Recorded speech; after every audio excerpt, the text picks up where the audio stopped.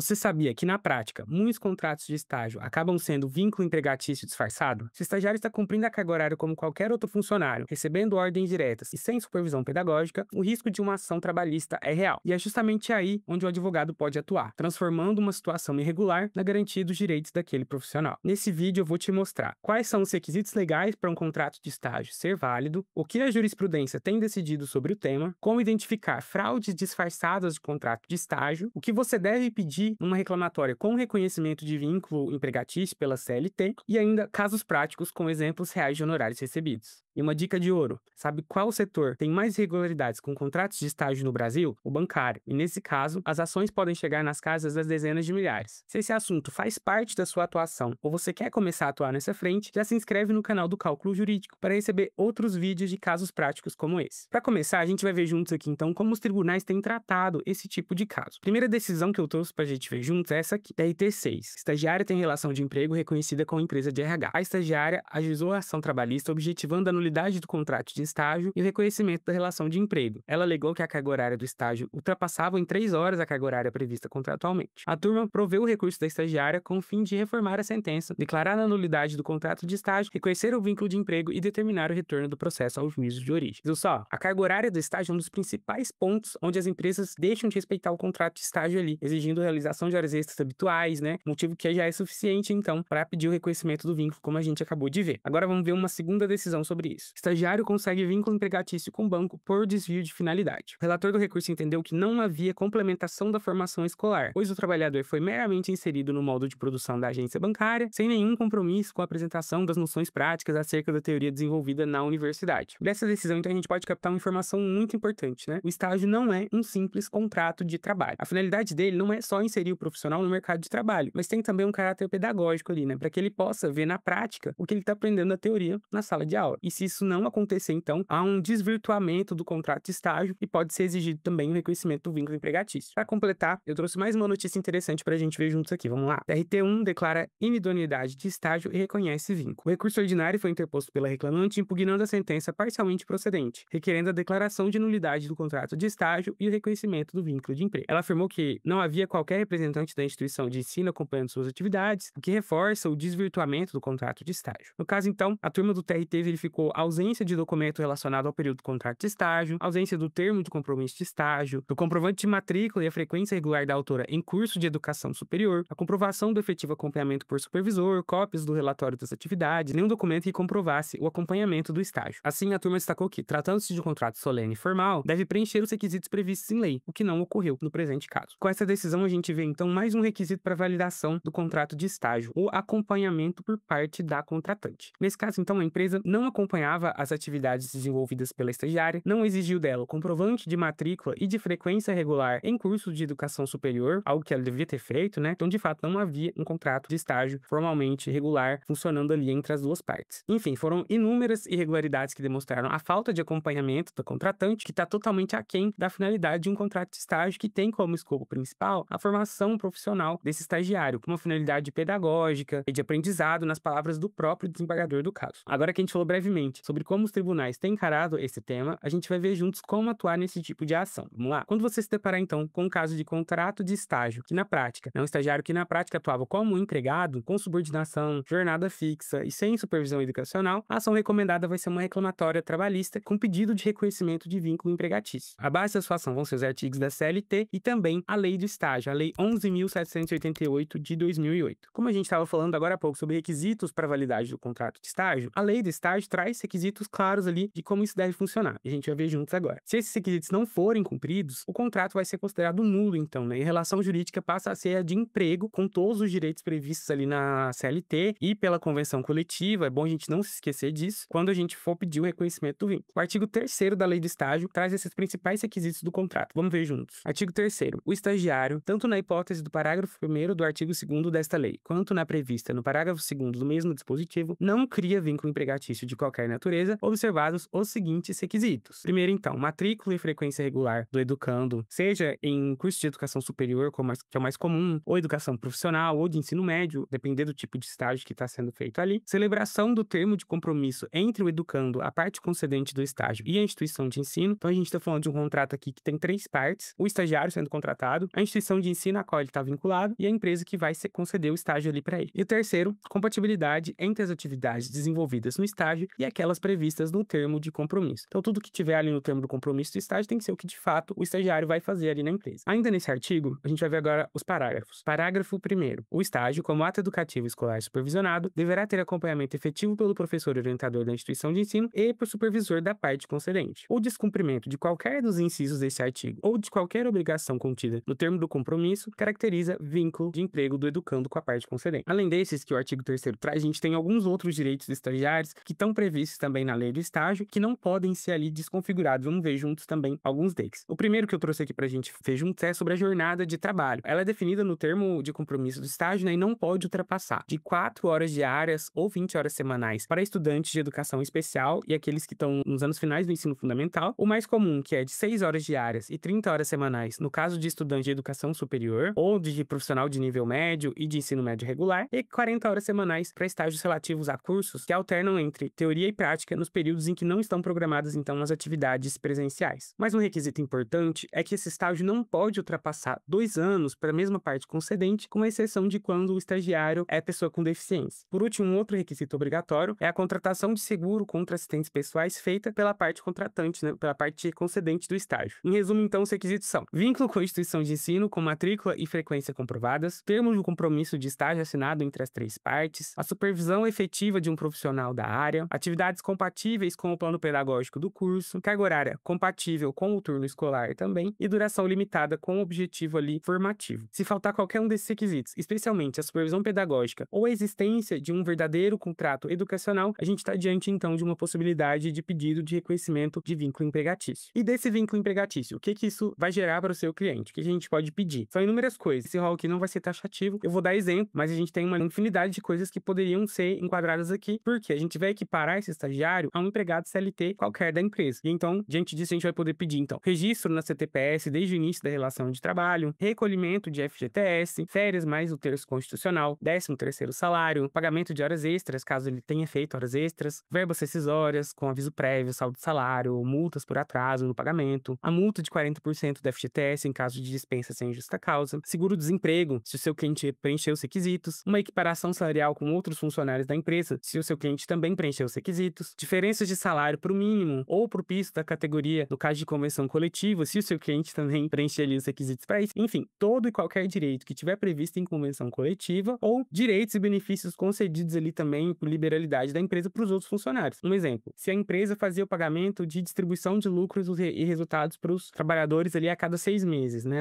para os empregados da empresa. E aí você vai pedir para o seu cliente um reconhecimento de vínculo empregatício. Você vai equiparar o seu cliente ali a todos os outros funcionários da empresa. Pode exigir também o pagamento dessa distribuição de lucros que todo mundo recebeu e ele deixou de receber porque ele era estagiário. Então, a gente tem que ter essa mente de pensar em quais direitos o seu cliente vai ter, o seu cliente teria, né, se ele fosse de fato contratado como um empregado CLT. Todos os benefícios de convenção coletiva, todos os benefícios que a empresa concede para os funcionários, mas não concedia para ele. A gente tem que fazer esse tipo de trabalho investigativo para a gente ter um resultado melhor para o cliente, obviamente, lá no final. Um ponto de atenção que eu trouxe para a gente aqui é que, em muitos casos, a defesa da empresa se limita a dizer, né, que havia, então, o contrato de estágio assinado entre as partes. Então, é mais importante a gente demonstrar ali no processo que, por mais que o contrato existia, né, houve um desvirtuamento ali. Esse contrato não fazia sentido com o que, de fato, estava acontecendo na realidade. Então, a gente busca lá do princípio da primazia da realidade, que é aplicado no direito do trabalho, a noção de que, na prática, esse contrato de estágio não era o que estava ali no papel. É isso que o juiz deve considerar e não o que estava no contrato. Para isso, a gente vai ter que ter documentos, né, testemunhas que comprovem isso de fato. Bom, agora que a gente já viu um pouco sobre a ação e como os tribunais têm encarado esse tipo de ação, a gente pode partir para os nossos casos práticos. Primeiro caso prático que eu trouxe para a gente analisar juntos foi uma reclamatória ajuizada em março de 2022. A reclamante alegou que trabalhou com a empresa, então, de outubro de 2019 a agosto de 2020, quase um ano ali, que ela era vendedora e recebia como último salário, então, o salário mínimo legal durante todo o contrato de trabalho. Ela alegou que a CTPS não foi registrada e aí ela pediu, então, o reconhecimento do vínculo empregatício, o pagamento de verbas salariais e rescisórias, recolhimento de FGTS, horas extras, entre algumas outras questões salariais ali do vínculo empregatício. Houve uma audiência de conciliação em julho de 2022, e aí não houve conciliação, e a reclamada apresentou defesa, e até agora você pode estar se perguntando, mas o que isso tem a ver com o contrato de estágio, que é o tema do nosso vídeo de hoje? E agora que entra a parte interessante, né? Na defesa, a reclamada alegou que, de fato, a reclamante prestou serviços para ela como estagiária, de outubro de 2019 a março de 2020, então até agosto, como a própria reclamante tinha falado, e que ela não era vendedora, então que ela era uma estagiária, portanto, então, não teria direito ao reconhecimento do vínculo empregatício, já que tratava-se de um contrato de estágio. Houve uma nova audiência de conciliação, onde não houve conciliação, houve então a instrução motiva das testemunhas, e a sentença foi proferida em novembro de 2022. Na sentença a gente teve então a justiça gratuita deferida, e aí, como houve confissão da prestação de serviços, a reclamada atraiu para si o ônus de provar que aquela relação entre as partes ali não era empregatícia, era de fato um contrato de estágio. Se ela estava alegando, né, que era um contrato de estágio, ela deveria apresentar as provas que mostrassem que era um contrato de estágio. O juiz citou então todos os requisitos do vínculo de estágio ali, explicando que todos eles devem estar presentes para que esse contrato esteja ali na sua vigência correta. E aí, como a reclamada não juntou nenhum documento comprobatório do estágio, nenhum tipo de termo de compromisso ou contrato assinado, apólice de seguro, né, contra acidentes que deveria ter sido feito, nada disso foi apresentado no processo. Diante disso, o juiz então, de fato, reconheceu o vínculo empregatício. Ele inclusive dispensou completamente a tentativa das testemunhas de tentar convencer ele de que aquele era um contrato de estágio. Por quê? Contrato de estágio, qualquer contrato que tenha uma forma solene, como é o caso do contrato de estágio, se prova documentalmente, não com testemunhas. Se a empresa não tem a documentação para comprovar que aquele de fato era um contrato de estágio, para o juiz era irrelevante o que as testemunhas tinham a dizer sobre aquela relação de trabalho. Sobre o final da prestação de serviços, né? A empresa alegou que ela trabalhou até março de 2020, pouco antes ali do início da pandemia. E ela alegou que trabalhou até agosto de 2020. Nesse caso, a reclamante apresentou conversas de WhatsApp que mostravam que ela de fato trabalhou até agosto de 2020, e por isso o juiz acolheu então o que ela havia dito. Ela conseguiu comprovar que de fato o término do vínculo ali da relação de emprego, no caso já agora reconhecida, seria em agosto de 2020. Como consequência de tudo isso, então houve a condenação ao pagamento de aviso prévio, 13º, férias proporcionais mais o terço constitucional, FGTS de todo o período que ela trabalhou, multa de 40% do FGTS sobre esse período todo, registro na CTPS e honorários para o advogado dela em 15%, o que não ficou deferido ali. Foram horas extras, já que ela não mostrou que de fato faziam horas além ali das horas regulares, as multas dos artigos 467 e 477 da CLT e o pedido de DSR, já que ela era mensalista, então o DSR é pago no próprio salário mensal. Houve até um recurso para o TRT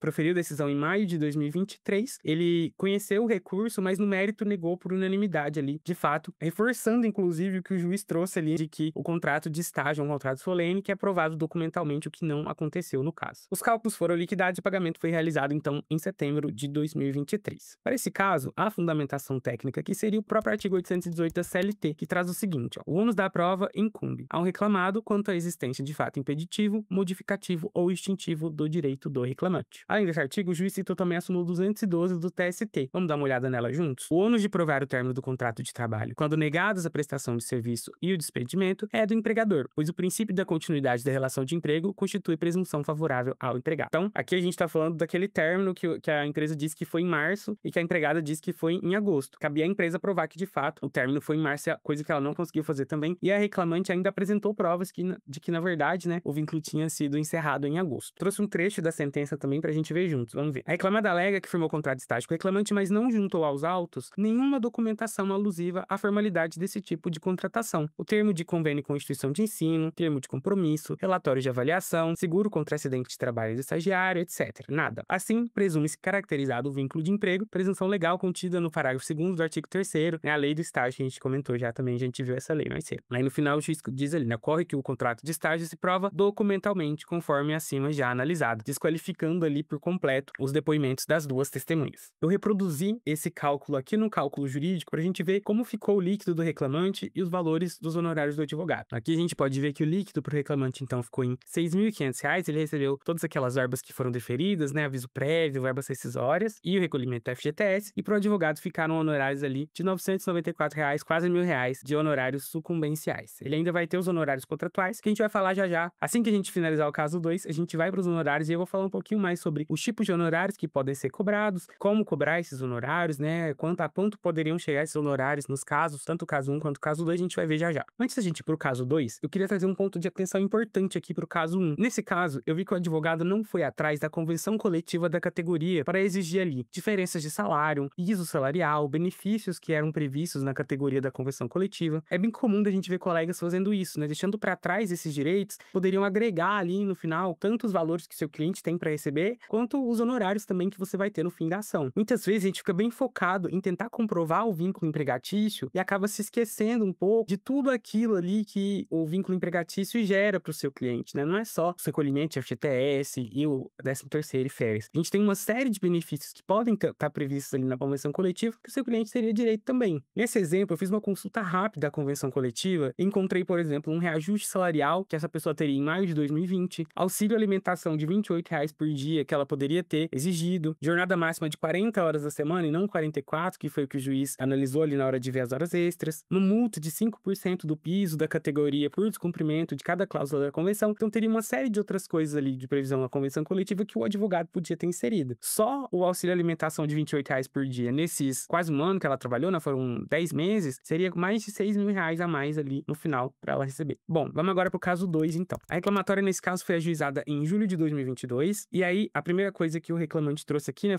ele alegou a existência de grupo econômico entre as réis do processo e disse que trabalhou então ali de novembro de 2021 a maio de 2022, foram 7 meses mais ou menos, né, de estágio. Ele tá pedindo então a nulidade do contrato de estágio por violação do artigo 9º da lei do estágio, já que não havia então uma celebração do termo de compromisso de estágio. Ele também disse que nas atividades ali, no desempenho das atividades, ele trabalhava sozinho, sem um acompanhamento direto de alguém que representasse ali a reclamada. Por fim, ele requereu o reconhecimento então do vínculo empregatício com diferenças salariais, horas extras, indenização por perda de uma chance e entre algumas outras demandas que a gente vai ver quando a gente falar da sentença. Houve uma audiência então em setembro de 2022, não houve conciliação. A audiência de instrução foi marcada para novembro e aí lá na audiência de instrução foi realizada a oitiva das testemunhas. A reclamada apresentou a defesa dela. E aí na defesa ela disse que de fato ele foi estagiário dela, né? Que havia supervisão das atividades que ele realizava, que essa supervisão era feita de forma remota. Não faria sentido ter uma equiparação salarial como o profissional que ele tinha indicado, porque ela era formada em biblioteconomia e era só estagiário, que houve a formalização do contrato de estágio, que não tinha hora extra, né? Enfim, negou tudo o que ele pediu, não tinha dano moral, todos os pedidos que ele fez ali foram negados pela empresa. A sentença foi publicada em maio de 2023, e aí a justificativa do juiz aqui foi que não houve a formalização do estágio em 1º de novembro de 2021, que era a data do início do estágio, que o reclamante claramente trabalhava sozinho, que não tinha um acompanhamento, como determina o artigo 9º da lei, com o inciso 3º. O segundo juiz, essa justificativa que o acompanhamento era feito de forma remota não era razoável. Como é que o estagiário poderia ali ter um acompanhamento real e um crescimento real no mercado de trabalho sem um acompanhamento presencial? No processo ele comprovou, né, eles tentaram comprovar esse acompanhamento com uma troca de e-mails, troca de mensagem, coisas assim, mostrando que ele recebia ordens diretas de uma pessoa da empresa, mas a pessoa nunca estava lá, ele trabalhava numa biblioteca. Então, de fato, para o juiz não foi o suficiente. O juiz também encontrou diversas inconsistências ali nas provas e depoimentos que a empresa trouxe, e por isso houve, de fato, o reconhecimento do vínculo empregatício de novembro de 2021 a maio de 2022, todo o período ali que ele pediu. Teve aviso prévio indenizado, 13º, férias e terço constitucional, o FGTS com a multa de 40%, as horas extras de acordo com a documentação que a reclamada apresentou, que eram os registros de controle de jornada, o dano moral em 2 salários mínimos, né? O juiz considerou que o reclamante teve que entrar em contato várias vezes pedindo para formalizar o estágio, isso ele provou, né, no processo, que ele ficava pedindo para eles fazerem o contrato de estágio, eles não faziam, e que no final das contas, como não houve a formalização, ele nem pôde usar esse período de estágio na carga horária lá complementar do curso dele que ele precisava cumprir de estágio. Então, houve sim ali, segundo o juiz, né, um dano passível de indenização. O grupo econômico que foi suscitado ali pelo empregado foi considerado, houve também concessão da justiça gratuita e honorário de 10% pro advogado dele. A única coisa que foi indeferida pro juiz aqui foi a equiparação salarial com a pessoa que ele indicou lá no processo, que era a pessoa que era formada em biblioteconomia. Mas o juiz reconheceu o pagamento do salário mínimo nacional. Então, não houve diferença salarial, de equiparação salarial com essa pessoa, mas houve ali pro salário mínimo. Foi um indeferimento com um pouquinho de deferimento ainda, né? A empresa entrou com recurso ao TRT, o recurso foi julgado em março de 2024 e só fez uma alteração na sentença. Pro TRT, não houve um dano passível de indenização, então retirou ali aqueles 2 salários mínimos como indenização por dano moral. Em seguida, houve um recurso de revista ao TST, que não teve prosseguimento, né? O tribunal entendeu que não havia ali nenhum tipo de divergência contra a súmula do TST ou súmula vinculante do STF e que não havia violação à Constituição Federal também. também. A empresa agravou essa decisão, mas também não houve seguimento. E por fim, né, o juiz até achou que esse tipo de recurso estava sendo protelatório. E aí acabou que o processo entrou em fase de liquidação em abril de 2025 e os cálculos foram homologados no final de abril também de 2025. A fundamentação técnica para esse processo, então, foram alguns incisos do artigo 9º da Lei do Estágio. Foi isso que o advogado do reclamante trouxe ali como questões problemáticas que desvirtuavam o contrato de estágio. A gente pode dar uma olhadinha nesse artigo agora. Artigo 9º, então. As pessoas jurídicas de direito privado e órgãos da administração pública direta, tô falando aqui, né, quem pode fazer a contratação de estágio, bem como profissionais liberais, podem oferecer estágio, observadas as seguintes obrigações. A primeira, que é celebrar o termo de compromisso com a instituição de ensino e educando, coisa que a empresa não fez. E a terceira, indicar um funcionário do seu quadro de pessoal com formação ou experiência profissional na área de conhecimento. Então, ele era estudante de biblioteconomia, precisava que alguém fosse formado, né, na área, ajudasse ele ali a acompanhar essas atividades, para orientar e supervisionar, então, até 10 estagiários simultaneamente, coisa que não acontecia. A desculpa da empresa, né, era de que era feito remotamente, mas para o juiz não foi o suficiente esse acompanhamento remoto, por isso, de fato, o vínculo foi reconhecido. Sobre isso, inclusive, eu trouxe um trecho da sentença para a gente ver juntos. Olha só. Não é razoável considerar que a supervisão do estagiário possa ser realizada de forma exclusivamente remota, sem verificação da qualidade do atendimento ao público e orientações profissionais pertinentes. Então, para esse tipo de atividade, um acompanhamento remoto não foi suficiente. Não quer dizer que para alguma outra atividade, né, possa ser feita remotamente, não seja possível esse acompanhamento. É possível sim. Mas para o caso aqui, onde a pessoa atendia as outras pessoas ali na biblioteca, tinha uma questão que exigia um acompanhamento maior, para o juiz não foi suficiente. Eu também reproduzi esse cálculo no cálculo jurídico para a gente ver como ficou o líquido que essa pessoa recebeu no final das contas e como ficaram também os honorários sucumbenciais. Vamos ver juntos. Bom, tô com o relatório do cálculo aqui. O líquido devido para o reclamante no final das contas foi em R$ 12.000. Os honorários desse valor, 1.261, né, foram 10% dos honorários. O valor total ali dava 12.600, então 1.260 para o advogado como honorários sucumbenciais. Ainda tem os honorários contratuais que a gente vai falar agora. Antes da gente partir para os honorários, só ressaltando que, nesse caso, o advogado também não procurou na convenção coletiva ali dos profissionais, né, em biblioteconomia, que fosse o caso, ou dos outros empregados da empresa, a depender da atividade que a empresa executava, o advogado não foi atrás da convenção coletiva. E poderiam existir ali uma série de outros benefícios, um piso salarial, por exemplo, maior do que o mínimo nacional, que poderiam ter sido aplicados aqui, né, todos esses benefícios da convenção coletiva, mas não foi o caso. Sobre os honorários dessa ação. A gente tem aqui dois tipos de honorários principais no direito do trabalho. O primeiro são os honorários sucumbenciais, que são aqueles já definidos em sentença, como a gente acabou de ver para o último caso, foram honorários de 10% sobre o valor da condenação. Esses honorários eles podem variar de 5% a 15%, e eles são definidos pelo juiz no momento ali de proferir a sentença. Você, como advogado, vai colocar ali na sua petição inicial 15% ou que o juiz defina no final, não importa o que você colocar, a realidade é que fica na mão do juiz mesmo ele definir esse percentual para você. Quem paga esses honorários é a parte perdedora do processo. Então, quem vai pagar esses honorários para você vai ser a reclamada, que está pagando ali junto com as verbas do seu cliente, ela vai pagar tudo também junto ali no processo. Agora, além dos honorários sucumbenciais, você tem também a possibilidade de honorários contratuais, que são aqueles que você vai fechar com o seu cliente quando ele estiver lá te procurando no seu escritório e apresentar o caso para você. Na prática, eu vejo muitos colegas cobrando aí, né, falando de direito do trabalho, entre 20, 30, 35% do valor do êxito da ação, que vai ser cobrado só no final. Então, não costumo cobrar ali nenhum valor de entrada. Isso, eu tô falando da minha experiência, mas você pode procurar na sua região, saber como os colegas têm atuado. Você pode olhar a tabela da OAB da sua região, que é o mais indicado para fazer isso, e ver como a OAB recomenda que sejam cobrados, né? Eu já vi colega cobrando 40%, 35%. Então, varia bastante ali a região que você atende, né? Como as pessoas têm costume de fazer essa cobrança, da experiência profissional que você tem. Então, é bem difícil, né, de quantificar esses honorários. Mas para fins de estudo aqui, vou apresentar para você aqui tanto o caso 1 quanto o caso 2 com 30% de honorários sobre o êxito, pra gente ver como ficaria no final das contas, então, esses honorários. Vamos ver juntos aqui. Olha, pro caso 1, o valor bruto do cálculo foi de R$ 6.631, honorários advocatícios de 15%, então ficou ali quase R$ 1.000 de honorários sucumbenciais, e aí os contratuais de 30% sobre o êxito, beirando ali também os R$ 2.000, no total ali quase R$ 3.000 de honorários para esse caso. E já o caso 2, tem um valor bruto aproximado do cálculo de R$ 12.619,44, 10% sobre isso, que ficou R$ 1.200 de honorários, e mais 30% do êxito, mais 3.600. Um total aí de quase R$ 5.000 de honorários para esse caso. Vejo que nesses dois casos aqui, a gente não está tratando de estagiários, né, de ações de estagiários contra bancos. Nesse caso, são casos bem específicos, porque você vai ter ali a equiparação com o bancário. E aí você vai ter uma série de benefícios ali previstos em convenção coletiva específicos para bancários, que eu acho que merece só um vídeo sobre isso. Se você quiser um vídeo específico sobre bancários, eu até peço que você deixe aqui nos comentários que a gente pode preparar um vídeo específico sobre esse tema, porque é bem interessante, né? Você vai ter ali a redução da carga horária, os valores de vale alimentação que são bem altos, o valor do piso salarial é bem alto, então Então, se você tiver interesse, deixa aqui nos comentários para eu saber que a gente pode preparar um vídeo sobre isso também. Bom, depois de conhecer todos os requisitos do vínculo de estagiário, como atuar nesse tipo de ação, entender como funciona a cobrança de honorários, você já está pronto para atuar nesse tipo de ação que, apesar de muito comum, ainda é subestimada no direito do trabalho. Atuar em casos de contrato de estágio fraudulento pode representar não só uma oportunidade para você de crescimento no seu escritório e captação de cliente, mas também de trazer justiça para jovens profissionais ali que acabaram sendo explorados logo no começo das suas carreiras no mercado de trabalho. Se esse conteúdo te ajudou, curte esse vídeo, compartilha ele com um colega que ainda acha que todo contrato de estágio nunca tem vínculo empregatício e se inscreve no canal para continuar recebendo outros vídeos como esse. Aproveita e deixa aqui para mim nos comentários. Você já tratou algum caso de contrato de estágio fraudulento e conseguiu o reconhecimento do vínculo empregatício?